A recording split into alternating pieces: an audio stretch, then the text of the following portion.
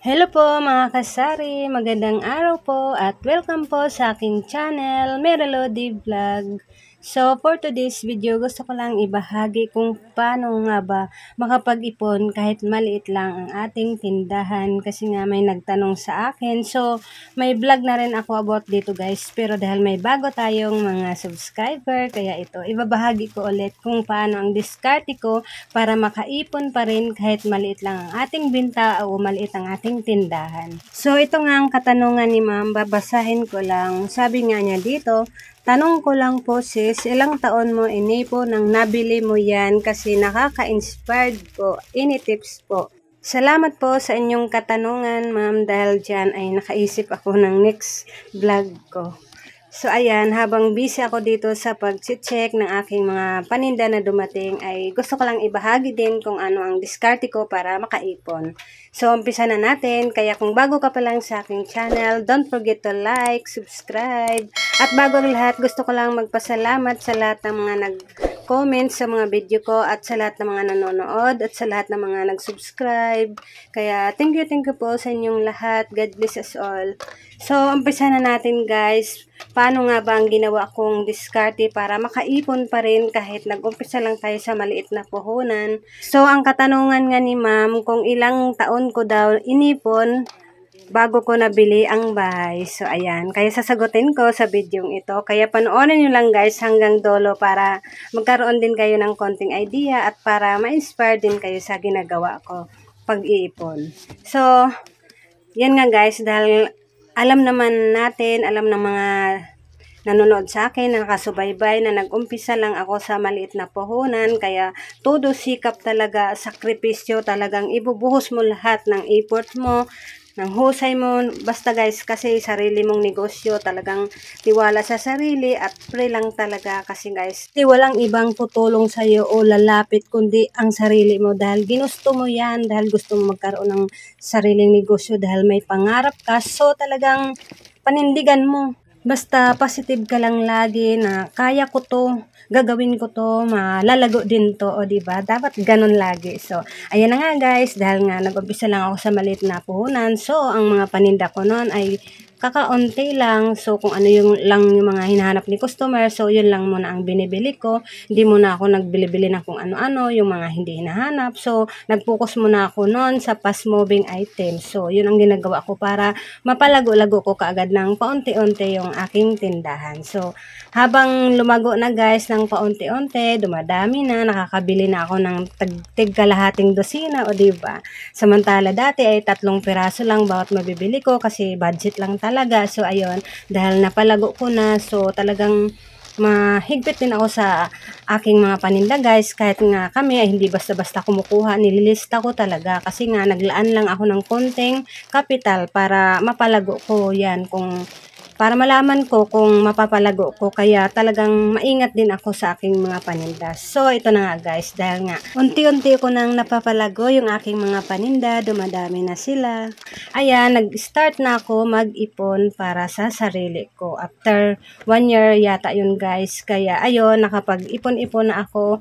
After 2 years guys, so medyo may naipon na ako, lumaki na yung ipon ko. Basta, ginagawa ko ang lahat. Halimbawa, pag maliit lang ang benta mo, so talagang pinipilit ko pa rin makaipon kasi ako guys, mahilig talaga ako mag-ipon. Araw-araw, kumukuha ako ng pang-ipon.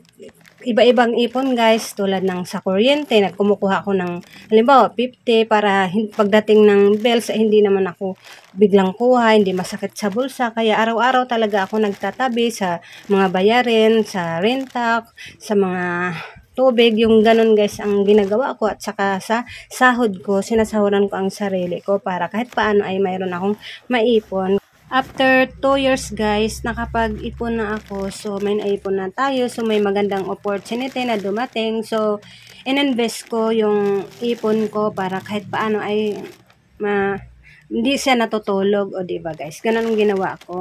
Kaya binayaran namin yung may nagsangla tira na bahay dito sa amin, so binayaran namin, kaya so ayun, ang ginawa namin, pinaupahan namin. Yun yung una kong naipundar dahil sa pag-sari-sari store. Kaya mahalaga talaga ang kung mayroon tayong ipon guys, tulad nito pag may magandang opportunity, so magagrab ka agad natin, 'di ba? Kaya ako hindi naman ako mahilig magbili-bili guys kasi yung ipon ko nakalaan lang talaga para sa pangarap namin. Kaya nakakatuwa dahil ayan, nakakapundar kami ng sangla tira na bahay. Yun nung pinakauna kong naipundar dahil sa ating pagsusumikap. Kaya kinakaya ko na lang talaga ako lahat. So kami-kami lang talaga yung anak ko. So ayan, tulong-tulong lang talaga kami. So kinaya lang namin, no, para makasurvive. So, ayan guys, sa awa ng Diyos, okay naman. Nakabayad kami sa aming mga bayarin, bukod sa nakakaipon pa ako. Kaya sobrang laking tulong talaga pag mayroon tayong negosyo. Kaya thank you Lord, thank you Sari-Sari Store. So, ayun guys. So, after 5 years guys, nakaipon ulit ako at ito nga may magandang opportunity ulit na dumating at syempre pinag-pray ko din kay Papa Jesus.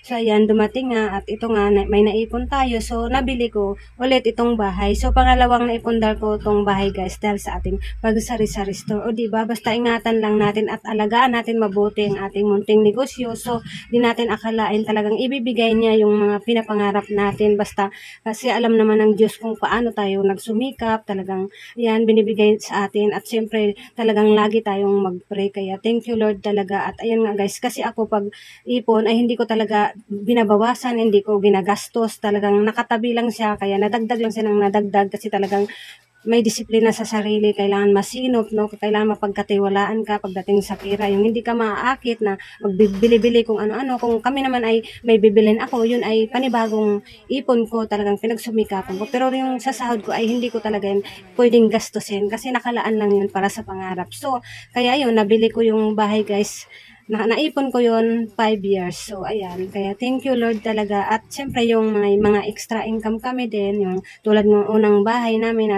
na unang naipundar, so, pinaupahan. At, bukod doon, may mga racket pa ako. Syempre, kailangan madiskarte. Huwag tayong aasa sa isang income lang. Kailangan, mayroon pa rin tayong extra pagkakitaan para may maidagdag sa ipon. Kasi, syempre, mayroon din kaming personal na gastusin. So, ayun guys, yun lang ang ginawa ko para makaipon. Pag mayroon talaga tayong pinapangarap, so talagang magagawa natin, kakayanin natin. So, basta samahan lang natin ng dasal. Ayun lang guys, maraming salamat po.